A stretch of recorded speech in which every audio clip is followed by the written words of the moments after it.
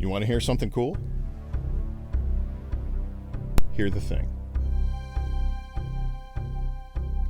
On January 20th, 1974, the New York Times published a story that terrified most, amused a few, fascinated all. It was a story of a prospector who in 1924 was looking for gold on the Toba Inlet in British Columbia. The indigenous peoples had told this prospector, giving him warnings really, about the mountain giants that they had several run-ins with. He ignored this and went anyway.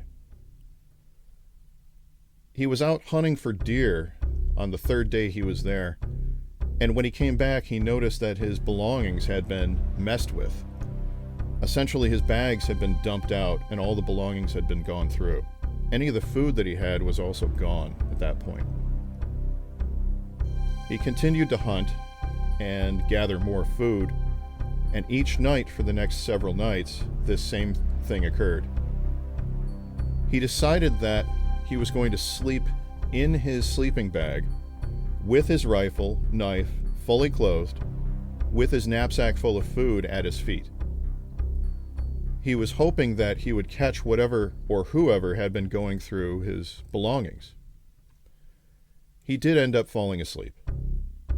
And at some point in the middle of the night, he claims that something picked up that sleeping bag with him and all of his belongings in it, cinching the top, throwing it over their shoulder as if it were just a knapsack, and carrying him for several miles. He claimed that over the hours that it carried him, that this was definitely bipedal. After those hours, it dropped the bag. When he eventually emerged, he found himself in a cave surrounded by 4 gigantic ape-like creatures. He claimed it to be a family unit consisting of a mother, a father, and 2 of what appeared to be adolescent children, potentially a boy and a girl. He seemed to be an amusement for them, as if they found a pet. He was with them for about a week, eating everything that he had in the knapsack to try to survive. One day, the father of this ape creatures noticed and grabbed an ornate snuff box that the prospector had. For those of you who don't know, snuff was very popular around this time in the United States and North America. It was a finely ground, smokeless tobacco that was usually sniffed and attached itself to the nasal linings, essentially giving you the same experience as if you were smoking, but without the smoke.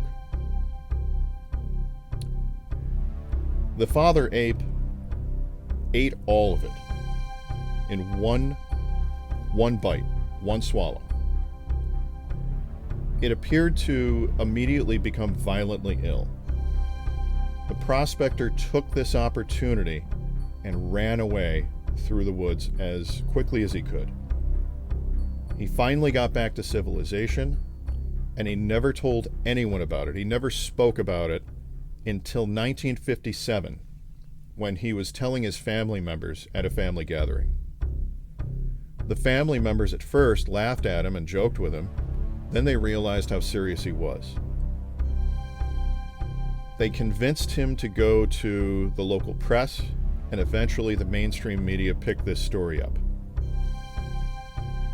This area in British Columbia has resulted in thousands of cast footprints being found over the years,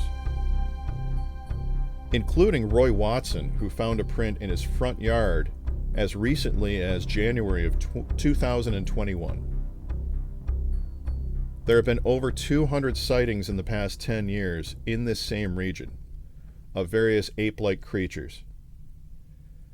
Many of these stories involve the sound of whistling going on throughout the woods, so much so that there's actually a town in the area named Whistler. Several stories remain about this prospector's tale. How did he have so much food in that knapsack if it took most of the food the day before? Why did he never fire a shot if he had his rifle with him?